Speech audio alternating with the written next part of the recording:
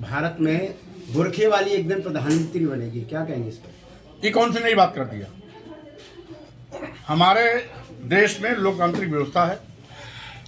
लोकतंत्र में घूंघट वाली भी सांसद विधायक प्रधानमंत्री बन सकती है, बुरखे वाली भी बन सकती है। ये कौन बड़ी बात? जब इस देश में महिला प्रधानमंत्री बन चुकी है, इस देश में महिला राष्ट्रपति बन चुकी है, इस देश में 3-3, 4-4 मुस्लिम राष्ट्रपति बन चुके हैं, तो कोई अगर बुरखे वाली प्रधानमंत्री बन जाए तो कौन बड़ी चीज है? ये तो लोकतंत्र की व्यवस्था में हमारा भारतीय संविधान अधिकार देता है। तो ये कौन सी नई बात कर दिया? ये तो वही बात है जो यहाँ हो रहा है। एसआईआर को लेकर जिस प्रकार सपा और भाजपा में ठनी हुई है, दोनों पार्टियां कह रही हैं कि हमने वोट बढ़वा दिया, कोई कह रहा है हमारे कटवा दिया, अखिलेश जी कह रहे हैं हम एफआईआर कराएंगे। इस पर आप क्या कहना चाहिए? बहरहाल एसआईआर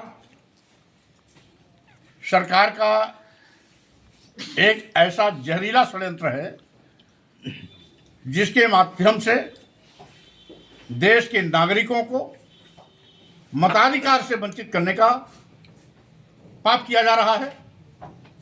जब हर बालिग को वोट देने का अधिकार है तो एसआईआर के माध्यम से वोट देने से वंचित करने का साजिश क्यों?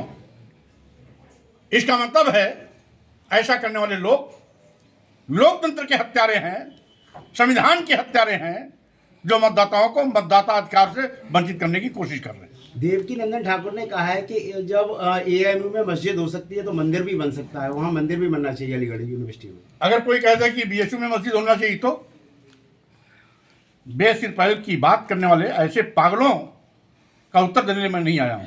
जी राम जी और मनरेगा पर कांग्रेस और भाजपा में विवाद चल रहा है, इसमें आप क्या कहना चाहिए? फिर से बोलिए। जी राम जी और मनरेगा विवाद जो चल रहा है, कांग्रेस का कहना है महात्मा गांधी का वो हटाया जा रहा है मनरेगा से, वहीं वो बीजेपी वाले कह रहे हैं जी राम जी से ज्यादा फायदा होगा। महात्मा गांधी जी इस देश के राष्ट्रपिता थे। जब उनके हत्यारे नाथूराम गोडसे भाजपा के आदर्श हो सकते हैं तो स्वाभाविक रूप से उनके नाम पर अति महत्वाकांक्षी योजना मनरेगा को खत्म करने में भारतीय जनता पार्टी कोई अगर साजिश कर रही है तो उसके चरित्र के अनुरूप है।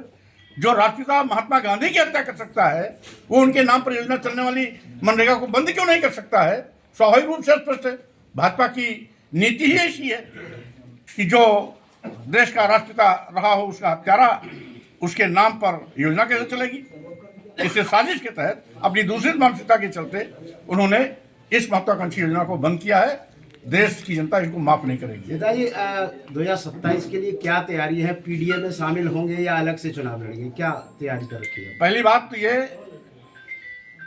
अपनी जनता पार्टी सभी 403 विधानसभाओं पर चुनाव लड़ने की तैयारी कर रही है।